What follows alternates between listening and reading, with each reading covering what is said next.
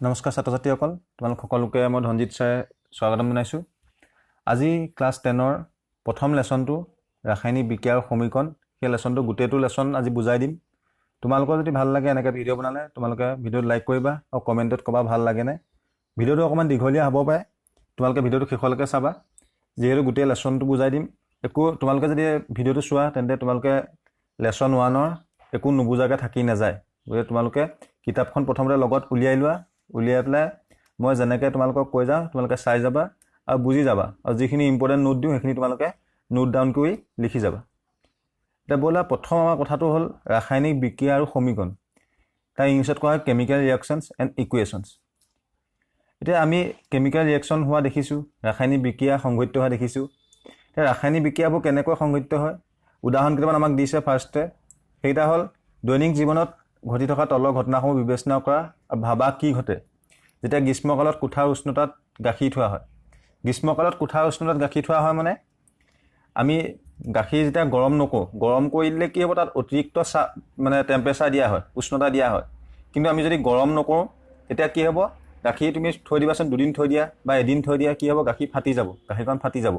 সেই অৰ্থটো হ'ল ৰুম টেম্পাৰেচাৰ, মানে আমি কোঠাৰ উষ্ণতা এটা আছে, তাতকৈ আমি কমায়ো দিয়া নাই বঢ়াই দিয়া নাই, আমি নৰ্মেল আমাৰ গাত যিটো টেম্পাৰেচাৰ লাগিছে সিমানটো টেম্পাৰেচাৰে আমি যদি গাখীৰখিনি থৈ দিওঁ কি হ'ব, ফাটি যাব। লো টেয়া বা কেৰাহী এখন বা গজাল এটা সেমেকা বাৰীত মুকলিকৈ থৈ দিয়ে। আমি যদি গজাল এটা বা আমি যদি ৰদ এডাল নিয়ৰত যদি পেলাই থৈ দিওঁ কি হ'ব, ৰদডাল যদি নিয়ৰত পেলাই থওঁ তেতিয়া কি হ'ব, লোত মামৰে ধৰিব, ৰদডালত মামৰে ধৰিব। গতিকে সেইটো এটা ৰাসায়নিক বিক্ৰিয়া উদাহৰণ। খাদ্যবস্তু ৰন্ধা, আঙুৰৰ কিম্বন হ'বা, কিম্বন মানে আঙুৰ পকি গৈছে, খাদ্যবস্তু ৰান্ধিলে আমি এইটো ৰাসায়নিক সমীকৰণ সংঘটিত হৈছে। তাৰপৰা আমাৰ যেতিয়া উশাহ নিশাহ লওঁ সেইটো এটা আমাৰ ৰাসায়নিক প্ৰক্ৰিয়া, বা আমি যেতিয়া খাদ্য আমাৰ পেটত হজম হয় সেইটো এটা ৰাসায়নিক প্ৰক্ৰিয়া। বুজি পালা? গতিকে এইবোৰ হৈছে ৰাসায়নিক বিক্ৰিয়া, আমাৰ জীৱনত দৈনন্দিন জীৱনত ঘটা ৰাসায়নিক বিক্ৰিয়াৰ কিছুমান উদাহৰণ। এতিয়া আমি সেই তাৰ ওপৰতে ভালকৈ পঢ়িম, ৰাসায়নিক বিক্ৰিয়া কিনো বা কেমিকেল ইকুৱেশ্যনে কেনেকৈ সন্তুলন কৰা হয় তাৰ ওপৰত পঢ়িম। তোমালোকে কিতাপখন উলিয়াই লৈছা, গতিকে আমি নেক্সট চাওঁ, নেক্সট পেজলৈ যাম। নেক্সট পেজত এতিয়া আমি ইম্পৰ্টেণ্ট কুৱেশ্যন এটা আছে, পেজ নাম্বাৰ 2টো তোমালোকে উলিয়াই লোৱা। তাত ইম্পৰ্টেণ্ট কুৱেশ্যন এটা আহি থাকে প্ৰত্যেক বছৰ মেট্ৰিক পৰীক্ষাত হওক বা বিভিন্ন কুৱেশ্যনত, বিভিন্ন পৰীক্ষাত আহি থাকে যে ৰাসায়নিক বিক্ৰিয়া এটা সংঘটিত হৈছে বুলি আমি কেনেদৰে গম পাম। ৰাসায়নিক বিক্ৰিয়া এটা সংঘটিত হৈছে বুলি আমি কেনেদৰে গম পাম, এই চাৰিটা কথা আমি দেখিলে ৰাসায়নিক বিক্ৰিয়া এটা সংঘটিত হৈছে বুলি গম পাম। সেইকেইটা হৈছে অৱস্থাৰ পৰিৱৰ্তন। যদি এটা বস্তুৰ অৱস্থাৰ পৰিৱৰ্তন হৈছে, ধৰি লৈ এতিয়া আমি আম এটা কি হৈছে, প্ৰথমে কেঁচা হৈ আছিলে, সি পকি গ'ল। তাৰ কি হ'ল, কেঁচা হৈ থাকোঁতে টান হৈ আছিলে, যেতিয়া পকিলে সি কোমল হৈ গ'ল, মানে তাৰ অৱস্থাটোৰ পৰিৱৰ্তন হৈছে। বুজি পাইছে? ৰঙৰ পৰিৱৰ্তন হৈছে। যদি কেতিয়াবা আমি ৰাসায়নিক সমীকৰণ এটা দেখিছোঁ, ৰাসায়নিক সমীকৰণ এটা যি কওঁ আমি গম পাওঁ যে তাত ৰঙৰ পৰিৱৰ্তন হৈ যায়। যেনে আমি ৰদ এডাল প্ৰথমতে যদি আমি ৰদডাল তাত মামৰে থয় কি হয়, তাৰ ৰংটো পৰিৱৰ্তন হৈ যায়, ৰঙচুৱা মুগা বৰ্ণ হৈ যায়। গতিকে ৰঙৰ পৰিৱৰ্তন হ'ব লাগিব। গেছৰ উৎপত্তি, ভাপ যদি উৎপন্ন হয়, গেছৰ উৎপত্তি হ'ব লাগিব। যেনে আমি এতিয়া যদি খাদ্যবস্তু ৰান্ধোঁ তেতিয়া কি হয়, তাত গেছ ওলায়, ভাপ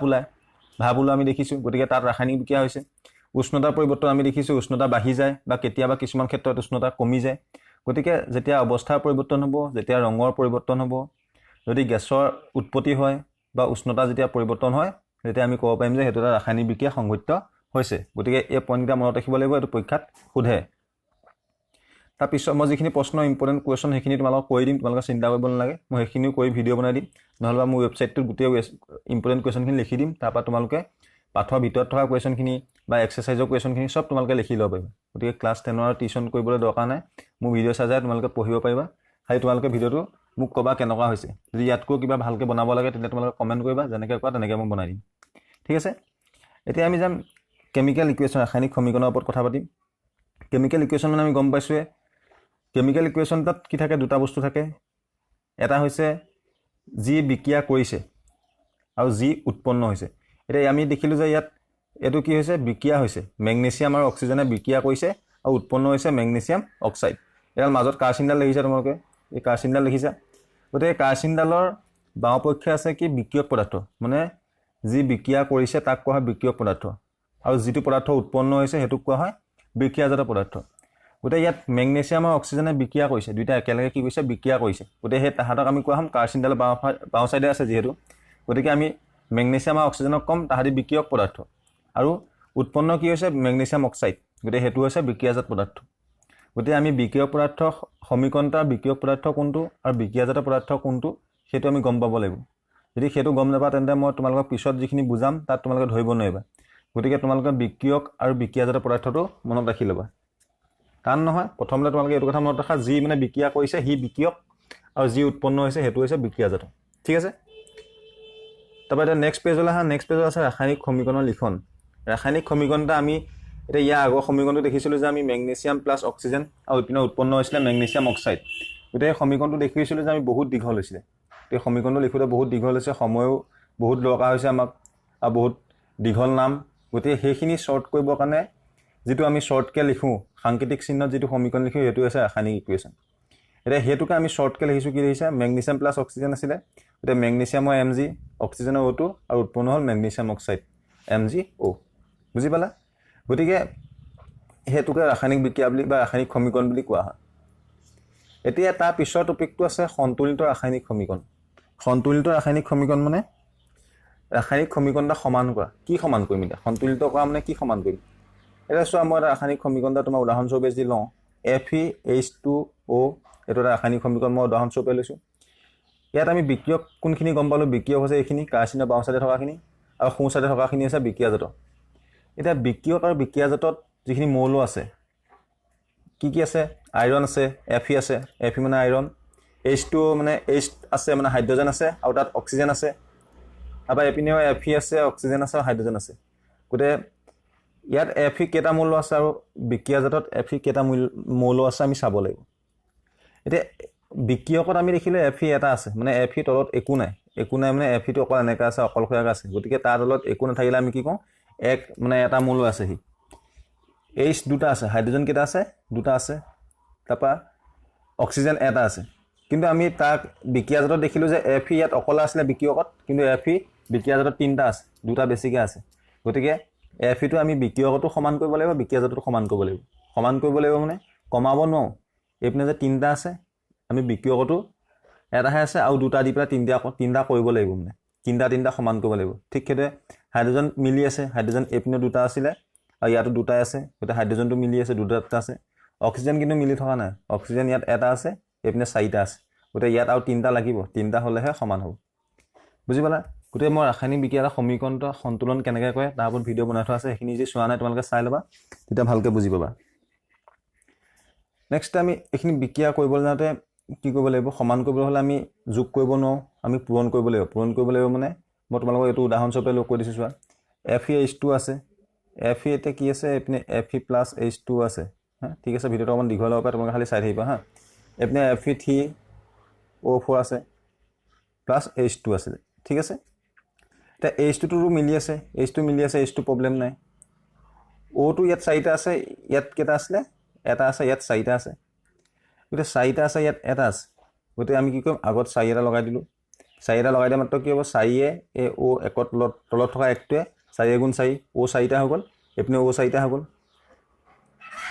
Fe এইপিনে তিনিটা আছে গতিকে আগত 3 এটা লগাই দিলোঁ 3Fe মানে এই তলত থকা একটোৰ লগত পূৰণ হ'ল 3 একে পূৰণ হ'ল 3 গুণ 3 Fe তিনিটা হৈ গ'ল এইপিনে Fe তিনিটা হৈ গ'ল O চাৰিটা আছিলে এইপিনে 4 গুণ 4 O চাৰিটা হৈ গ'ল কিন্তু H ইয়াত দুটা আগৰ পৰা আছিলে গতিকে 4 দুগুণ ইয়াত কেইটা হৈ গ'ল 8টা হৈ গ'ল গতিকে ইয়াতো আমি কি কৰিব লাগিব আগত 4 এটা লগাই দিলোঁ গতিকে 4টা লগাই দিলত কি হ'ল ইয়াতো হাইড্ৰজেন 4 গুণ 8 হৈ গ'ল আৰু এইপিনেও হাইড্ৰজেন আৰু সব আইৰণ অক্সিজেন সব মিলি গ'ল বুজি পালা গতিকে ৰাসায়নিক বিক্ৰিয়া তেনেকৈ সন্তুলন কৰা হয় গতিকে কেইটামান ষ্টেপ আছে ষ্টেপ 2 ষ্টেপ 3 কেনেকৈ কৰিব লাগে চাৰ্টখন কেনেকৈ বনাম সেইখিনি মই ভিডিঅ' এটা দি বনাই থোৱা আছে গতিকে সেইটো তোমালোকে চাই ল'বা মই তলত ডেছক্ৰিপশ্যন বক্সত সেই ভিডিঅ'টো লিংক দি দিম তোমালোকে চাই ল'বা গতিকে মই সেইখিনিৰ ওপৰত কথা নাপাতো নহ'লে বহুত দীঘল হৈ যাব হ'ল নেক্সট ৰাসায়নিক বিক্ৰিয়া সন্তুলন কৰাটো তোমালোকে শিকি ল'বা এইটো বহুত মেট্ৰিক পৰীক্ষাত ইম্পৰ্টেণ্ট কুৱেশ্যন এইটো আহিবই 2 নম্বৰ তাৰপৰা আহিব গতিকে সেইখিনি শিকিব লাগিব তাৰপৰা নেক্সট ৰাসায়নিক বিক্ৰিয়াৰ পিছত আমি আহিম এতিয়া ৰাসায়নিক বিক্ৰিয়াৰ প্ৰকাৰ এই যিখিনি মাজৰ প্ৰশ্নাৱলী কুৱেশ্যনখিনি আছে এইখিনি মই তোমালোকক কৈ দিম তোমালোকে টেনশ্যন ল'ব নাই এইখিনি মই সব কুৱেশ্যন কৰি ভিডিঅ' বনাই দিম নহ'লে বা মই ৱেবছাইটটো দি দিম ঠিক আছে এতিয়া আহিলে ৰাসায়নিক বিক্ৰিয়াৰ প্ৰকাৰ এতিয়া আমি ৰাসায়নিক বিক্ৰিয়াৰ প্ৰকাৰৰ ওপৰত পঢ়িম কেই প্ৰকাৰ আছে প্ৰথম ৰাসায়নিক বিক্ৰিয়াৰ প্ৰকাৰটো হৈছে সংযোজন ইয়াৰ নামটোতে কথাটো সোমাই আছে তাৰ নামটো কি কৈছে নামটো হৈছে সংযোজন মানে জোৰা লগোৱা সংযোজন মানে আমি গম পাওঁ নহয় জোৰা লগোৱা গতিকে ইংৰাজীত কোৱা হয় কম্বিনেশ্যন ৰিয়েকশ্যন। গতিকে এতিয়া সংযোজন মানে হৈছে দুটা বিক্ৰিয়ক পদাৰ্থ গৈ পেলাই যদি এটা বিক্ৰিয়ক পদাৰ্থ উৎপন্ন হয়, বিক্ৰিয়াজাত পদাৰ্থ উৎপন্ন হয়, তেতিয়া সেইটো কোৱা হয় সংযোজন। এতিয়া ইয়াত উদাহৰণস্বৰূপে আমি যদি চাওঁ, এইটো CaO + H2O কেলছিয়াম অক্সাইড আৰু পানী কি হ'ল, দুটা বিক্ৰিয়ক পদাৰ্থ লগ হৈ পেলাই কি হৈছে, এটা বিক্ৰিয়াজাত পদাৰ্থ উৎপন্ন হৈছে CaOH2, ঠিক আছে। গতিকে যেতিয়া এনেকৈ দুটা বিক্ৰিয়ক পদাৰ্থৰ পৰা গৈ এটা বিক্ৰিয়াজাত পদাৰ্থ উৎপন্ন হয়, তেনেবোৰ বিক্ৰিয়াক কি বুলি কোৱা হয়, সংযোজন বিক্ৰিয়া বুলি কোৱা হয়। গতিকে সংযোজন শব্দটো আমি মনত ৰাখিলে হ'ব, সংযোজন মানে জইন লগা, দুটাৰ পৰা গৈ এটা উৎপন্ন হৈছে, ঠিক আছে। ডেফিনেশ্যনটো তোমালোকে গম পালাই, ডেফিনেশ্যনটো এইটো ইয়াত কৈছে, এই টপিকটো চোৱা। এই বিক্ৰিয়াত কি হৈছে, কেলছিয়াম অক্সাইড আৰু পানী সংযোজিত হৈ এটা মাত্ৰ বিক্ৰিয়াজাত পদাৰ্থ কেলছিয়াম হাইড্ৰক্সাইড উৎপন্ন হৈছে। বিক্ৰিয়াটোৰ ওপৰত দিয়ে দিছে। এতিয়া এনেকুৱা এটা বিক্ৰিয়ক য'ত দুটা বা ততোধিক বিক্ৰিয়া পদাৰ্থ লগ লাগি এটা মাত্ৰ বিক্ৰিয়াজাত পদাৰ্থ উৎপন্ন হয়, তেনে বিক্ৰিয়াক কি বুলি কোৱা হয়, সংযোজন বিক্ৰিয়া বুলি কোৱা হয়। মই ক'লোৱে, য'ত দুটা বা ততোধিক বিক্ৰিয়ক পদাৰ্থৰ পৰা গৈ এটা বিক্ৰিয়াজাত পদাৰ্থ যদি উৎপন্ন হয়, তেনে বিক্ৰিয়াক কোৱা হ'ব সংযোজন বিক্ৰিয়া, ঠিক আছে। নেক্সট প্ৰথম পাৰ্টটো আমি সংযোজন বিক্ৰিয়া পালোঁ। তাৰপৰা নেক্সট 2 নম্বৰ বিক্ৰিয়াটো চাম। এতিয়া 2 নম্বৰটো আছে সংযোজনৰ এইখিনি উদাহৰণ, আমি এইখিনি পঢ়িব লাগিব। সংযোজন বিক্ৰিয়াৰ কিছুমান উদাহৰণ আমাক দি থোৱা আছে, এইখিনি আমি পঢ়িব লাগিব হা, ঠিক আছে। তোমালোকে এইখিনি পঢ়ি চাবা। তাৰপৰা আহিলে সংযোজন বিক্ৰিয়াতে এটা ভাগ আছে ৰাসায়নিক তাপবৰ্জী আৰু তাপগ্ৰাহী বিক্ৰিয়া। তাপবৰ্জী আৰু তাপগ্ৰাহী ইয়াত দি থোৱা আছে, চোৱা। যিবোৰ বিক্ৰিয়াজাত পদাৰ্থ উৎপন্ন হোৱাৰ লগতে তাপ উদ্ভৱ হয়, সেইবোৰক কি বুলি কোৱা হয়, তাপবৰ্জী ৰাসায়নিক বিক্ৰিয়া বুলি কোৱা হয়। মানে ৰাসায়নিক বিক্ৰিয়া এটা সংঘটিত হ'লে যদি তাপ উৎপন্ন হয়, তাপবৰ্জী মানে বাহিৰ হৈ যোৱা। গতিকে য'ত তাপ উৎপন্ন হ'ব, বাহিৰ হৈ গ'লেহে তাপ উৎপন্ন হ'ব, গতিকে য'ত তাপ উৎপন্ন হ'ব তাকে তাপবৰ্জী বুলি কোৱা হয়। গতিকে তোমালোকে মেইন শব্দবোৰ ভালকৈ চাবা, শব্দবোৰতে অৰ্থটো সোমাই থাকে। তাপবৰ্জী মানে য'ত উৎপন্ন হ'ব লাগিব, গতিকে তাপ উৎপন্ন হ'লে বাহিৰ হ'ব, বৰ্জী মানে বাহিৰ কৰি দিয়া, গতিকে তাপ উৎপন্ন হোৱা বিক্ৰিয়া মানে। তাপগ্ৰাহী মানে হৈছে গ্ৰাহ মানে শোষণ কৰা। গতিকে য'ত তাপ শোষণ হয়, তাপ উৎপন্ন হ'লেতো শোষণ নহয়, গতিকে তাপ উৎপন্ন য'ত নহয় সেইটোকে তাপগ্ৰাহী বুলি কোৱা হয়, য'ত তাপ শোষণ হয়। বুজি পালা? গতিকে তাপবৰ্জী আৰু তাপগ্ৰাহী বিক্ৰিয়াৰ বিষয়ে আমি জানিব লাগিব। গতিকে ইয়াৰ কেতিয়াবা আমাক তাপবৰ্জী বিক্ৰিয়া আৰু তাপগ্ৰাহী বিক্ৰিয়া কাক বোলে বুলি সোধে, আৰু এক্সাম্পল উদাহৰণ দিবলৈ আহে, এটা ৰাসায়নিক বিক্ৰিয়া উদাহৰণ দিবলৈ আহে, গতিকে সেইটো আমি জানিব লাগিব। চিন দি যাবা কিতাপখনত। তাৰপৰা হ'ল, ঠিক আছে। এইটো তাপগ্ৰাহী তাপবৰ্জী বিক্ৰিয়া তোমালোকৰ উদাহৰণকেইটা মই কৈ দিছোঁ। এইটোহে কি কৈছে, এইটো তাপবৰ্জী হ'ল। তাৰপৰা এইটোহে তাপগ্ৰাহী, ঠিক আছে। তাৰপৰা নেক্সট আছে আমাৰ এতিয়া বিযোজন বিক্ৰিয়া। সংযোজন বিক্ৰিয়া ইয়াৰ আগত পঢ়িলোঁ। সংযোজন বিক্ৰিয়াত আমি গম পালোঁ যে দুটা বা ততোধিক বিক্ৰিয়ক পদাৰ্থৰ পৰা এটা যদি বিক্ৰিয়াজাত পদাৰ্থ উৎপন্ন হয়, সেয়া হৈছে সংযোজন বিক্ৰিয়া। তাৰপৰা এতিয়া আহিলে বিযোজন বিক্ৰিয়া। বিযোজনৰ অৰ্থটো মানে ভাগি যোৱা, মানে সংযোজন বিক্ৰিয়া সম্পূৰ্ণ উল্টা। বিযোজন মানে ভাগি যোৱা, এটাৰ পৰা গৈ কি হ'ব, দুটা উৎপন্ন হ'ব। বুজি পালা? এটাৰ পৰা দুটা বা তিনিটা উৎপন্ন হ'ব। গতিকে সংযোজনত দুটাৰ পৰা আহি এটা উৎপন্ন হয়, কিন্তু বিযোজনত এটাৰ পৰা দুটা বা তিনিটা হ'বগৈ। মানে এটা আছিলে, সেইটো ভাগি গৈ দুটা বা তিনিটা উৎপন্ন হ'ব। বুজি পালা? গতিকে সেইটোকে কোৱা হয় বিযোজন বিক্ৰিয়া। কেতিয়া পৰীক্ষাত এইটো কুৱেশ্যন আহে, সংযোজন বিক্ৰিয়াক বিযোজন বিক্ৰিয়া বিপৰীত বিক্ৰিয়া বুলি কিয় কোৱা হয়, এইটো কুৱেশ্যন বহুত ইম্পৰ্টেণ্ট হয়। তেতিয়া আমি লিখিব লাগিব যে সংযোজন বিক্ৰিয়াত এটা বা দুটা বিক্ৰিয়ক পদাৰ্থৰ পৰা এটা বিক্ৰিয়াজাত পদাৰ্থ উৎপন্ন হয়, আনহাতে বিযোজন বিক্ৰিয়াত এটা বিক্ৰিয়ক পদাৰ্থৰ পৰা দুটা বা তিনিটা বিক্ৰিয়াজাত পদাৰ্থ উৎপন্ন হয়। সেইকাৰণে সংযোজন বিক্ৰিয়াক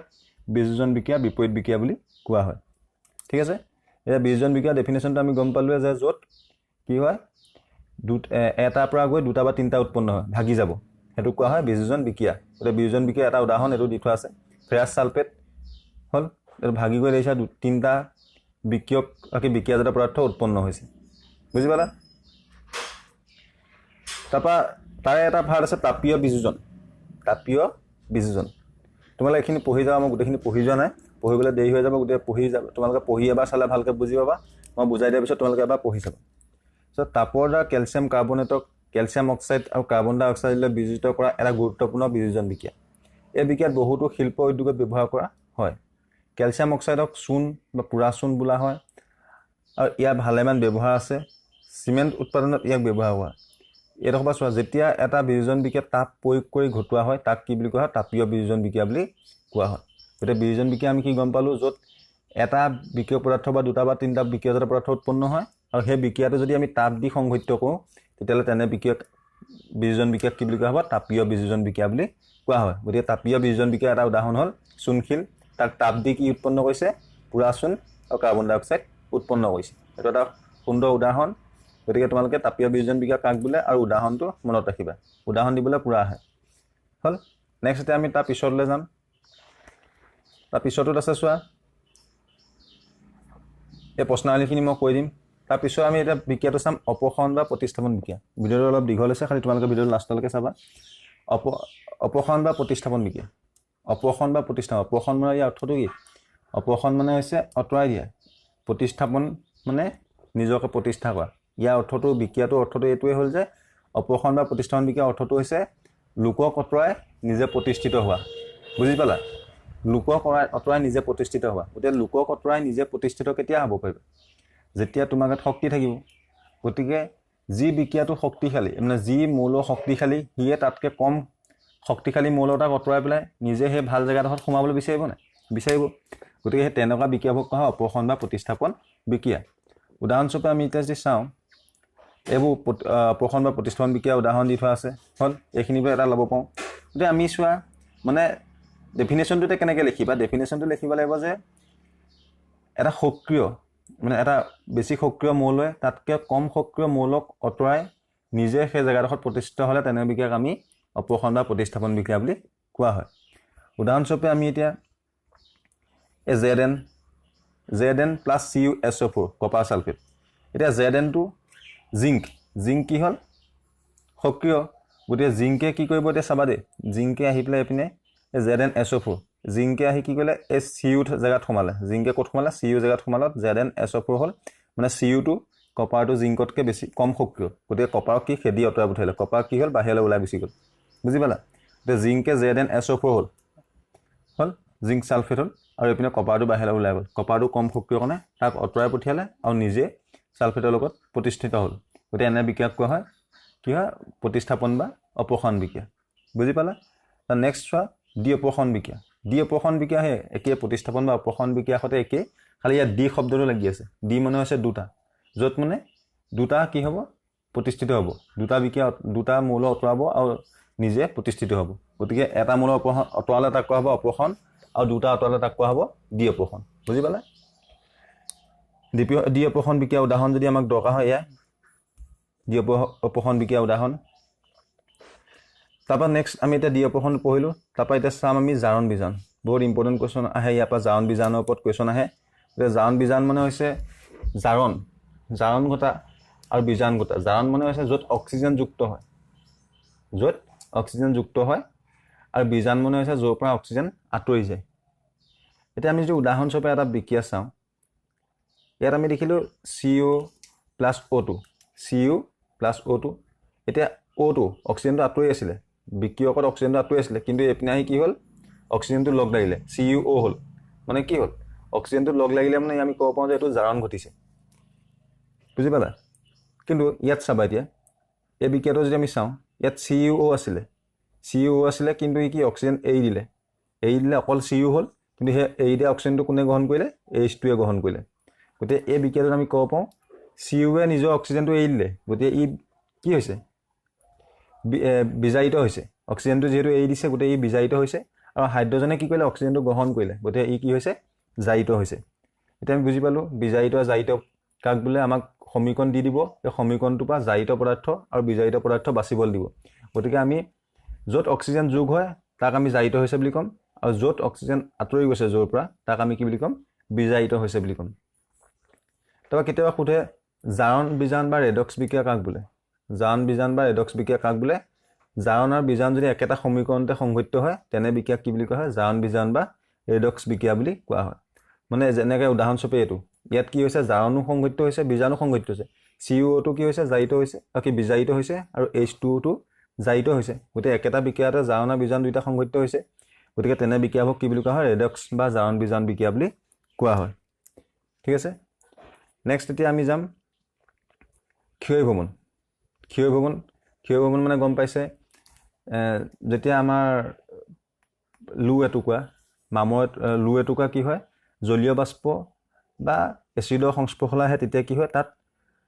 মুক্ত বায়ু উপস্থিত এটা ৰঙচুৱা ৰঙৰ ৰং দেখা পাওঁ যাক আমি কি কওঁ মামৰে ধৰা বুলি কোৱা হয় গতিকে সেই প্ৰক্ৰিয়াটোৱে হৈছে ক্ষয় ভ্ৰমণ মামৰে ধৰিলে কি হয় ক্ষয় হৈ যায় গতিকে মামৰে ধৰাৰ পৰা বাচি ৰাখিবলৈ আমি কি কওঁ বিভিন্ন ৰঙৰ প্ৰলেপ দিওঁ জিংকৰ প্ৰলেপ দিওঁ হয় নাই গতিকে আমাৰ নিজৰ ঘৰৰ ৱাল মানে আমাৰ যি গিল চিল যদি আছে আমি তাত চাবাচোন ৰং মাৰিছোঁ কেলে ৰং মাৰিছোঁ যাতে মামৰে ধৰিব নোৱাৰে মানে সেই ৰংটোৱে কি কৰে মুক্ত বায়ু সংস্পৰ্শলৈ অহাত ৰদডালক বাধা দিয়ে আৰু তাত পানী সংস্পৰ্শলৈ আহিব নোৱাৰে যেতিয়া পানী আৰু অক্সিজেন তাত লগ লাগিব মামৰডালত কি যেতিয়া অক্সিজেন আৰু পানী ৰদ এডালত লগ লাগিব তেতিয়া কি হ'ব মামৰে ধৰিব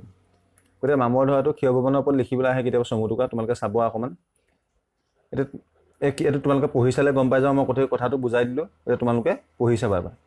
তাৰপিছত আছে দুৰ্গন্ধিতা বা ৰেনচিডিটি দুৰ্গন্ধিতা বা ৰেনচিডিটি মানে হৈছে বেয়া গোন্ধ ওলোৱা যেতিয়া আমি কি কওঁ মাংস চাংসবোৰ যেতিয়া ফ্ৰিজত নভৰাকৈ থৈ দিওঁ তেতিয়া কি হয় গোন্ধায় মাংসখিনি যেতিয়া আমি ফ্ৰিজত নভৰাওঁ তেতিয়া কি হয় গোন্ধায় তেতিয়া সেইটোকে কোৱা হয় দুৰ্গন্ধিতা হয় নাই গতিকে কি হ'ব কি কৈছে তেল বা চৰ্বিযুক্ত খাদ্য পুৰণি খাদ্যবস্তু স্বাদ বা গোন্ধ কেতিয়াবা পাইছেনে যেতিয়া চৰ্বি তেল জাৰিত হয় তেতিয়া এইবোৰ দুৰ্গন্ধি হয় ইহঁতৰ গোন্ধ আৰু স্বাদ সলনি হয় ঠিক আছে সাধাৰণতে জাৰণ নঘটিবলৈ চৰ্বি আৰু তেলযুক্ত খাদ্য ক'ত থোৱা হয় কিছুমান পদাৰ্থ মানে প্ৰতিজাক যোগ কৰি তাক পেকেটিং কৰি ৰখা হয় হ'ল কেতিয়া আমাক সুধিব পাৰে কিয় চিপছৰ পেকেটত নাইট্ৰজেনৰ পৰিৱেশত চিপছ আমি থোৱা হয় কেলৈ থোৱা হয় যাতে তাত জাৰণ ঘটিব নোৱাৰে তাত অক্সিজেন সোমাই পেলাই কি তাক দুৰ্গন্ধিতা সৃষ্টি কৰিব নোৱাৰে সেইকাৰণে তাক আমি জাৰণ ঘটিব নোৱাৰিবৰ কাৰণে নাইট্ৰজেনৰ পৰিৱেশত ৰখা হয় গতিকে দুৰ্গন্ধিতা বা ৰেনচিডিটিৰ কথাটো বুজি পালা যিখিনি প্ৰশ্ন আছে এইখিনি মই কৰাই দিম হ'ল বাকী এতিয়া আমি কি শিকিলোঁ এইটো লেচনত ইম্পৰ্টেণ্ট আমি কি শিকিলোঁ এতিয়া সেইখিনি চাম এতিয়া আমি এটা সম্পূৰ্ণ ৰাসায়নিক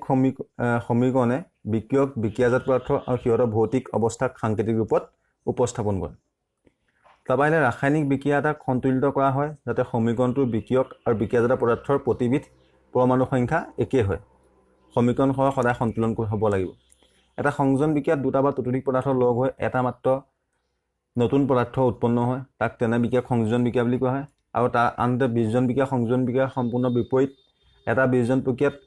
এটা পদাৰ্থ বিযোজিত হৈ কি হয় দুটা বা ততোধিক বিক্ৰিয়াজাত পদাৰ্থলৈ উৎপন্ন হয় মানে ভাগি যায় যিবোৰ বিক্ৰিয়াজাত পদাৰ্থৰ লগতে তাপ উৎপন্ন হয় সেইবোৰক তাপবৰ্জী বিক্ৰিয়া বুলি কোৱা হয় আৰু যিবোৰ বিক্ৰিয়াত তাপ শোষিত হয় সেইবোৰক তাপগ্ৰাহী বিক্ৰিয়া বুলি কোৱা হয় মই বুজাই দিলোৱে যেতিয়া এটা মৌলই আন এটা মৌলক তাৰ যৌগতাৰ পৰা অপসাৰিত কৰে তেতিয়া এটা অপসৰণ বা প্ৰতিস্থাপন বুলি কোৱা হয় আৰু ঠিক সেইদৰে যদি দুটা অপসৰণ কৰে তেতিয়া তাক কোৱা হয় দ্বি অপসৰণ বা দ্বি প্ৰতিস্থাপন বিক্ৰিয়া বুজি পালে অধক্ষেপণ বিক্ৰিয়াত অদ্ৰাব্য লৱণ উৎপন্ন হয় কিছুমান বিক্ৰিয়াত পদাৰ্থ অক্সিজেন বা হাইড্ৰজেন লাভ কৰে বা হেৰুৱায় জাৰণ পদাৰ্থ অক্সিজেন লাভ কৰে বা হাইড্ৰজেন হেৰুৱায় বিজাৰণে অক্সিজেন হেৰুৱায় বা অক্সিজেন হাইড্ৰজেন লাভ কৰে মানে অক্সিজেন যুক্ত হ'লে সি জাৰণ আৰু জাৰিত হৈছে যদি অক্সিজেন আঁতৰি যায় তেতিয়া সি বিজাৰিত হৈছে ঠিক আছে বুজি পালোঁ নেক্সট অনুশীলনী কুৱেশ্যনখিনি মই তোমালোকক কৈ দিম তোমালোকে সেইখিনি ভিডিঅ' আহি আছে গতিকে যদি ভিডিঅ'টো ভাল লাগিলে তোমালোকে লাইক কৰিবা আৰু লগৰখিনিৰ লগত যিমান পৰা শ্বেয়াৰ কৰি দিয়া যদি ইয়াত 100টা লাইক হয় যদি এই ভিডিঅ'টো 100টা লাইক হয় তেন্তে মই প্ৰত্যেকটো ভিডিঅ' এনেকৈ বনাই যাম প্ৰত্যেকটো লেচনত তোমালোকক বুজাই দিম আৰু মই কুৱেশ্যনৰ পৰা আদি কৰি চব এটা লেচনৰ কাৰণে 3টা বা 4টা ভিডিঅ' বনাব লাগিব চব কুৱেশ্যনৰ পৰা আদি কৰি চব বুজাই দিম গতিকে তোমালোকে 3টা বা 4টা ভিডিঅ' চোৱাৰ পিছত আৰু এক্সট্ৰাকৈ ক্লাছ কৰিবলৈ যাব নালাগে খালি এটা কথা তোমালোকে ৰাসায়নিক বিক্ৰিয়া এটা কেনেকৈ সন্তুলন কৰে সেই ভিডিঅ'টো তোমালোকে খালি চাই ল'বা তেতিয়া ভালকৈ বুজি পাবা এই ভিডিঅ'টো শেষলৈকে চাবা ধন্যবাদ জয় হিন্দ জয় অসম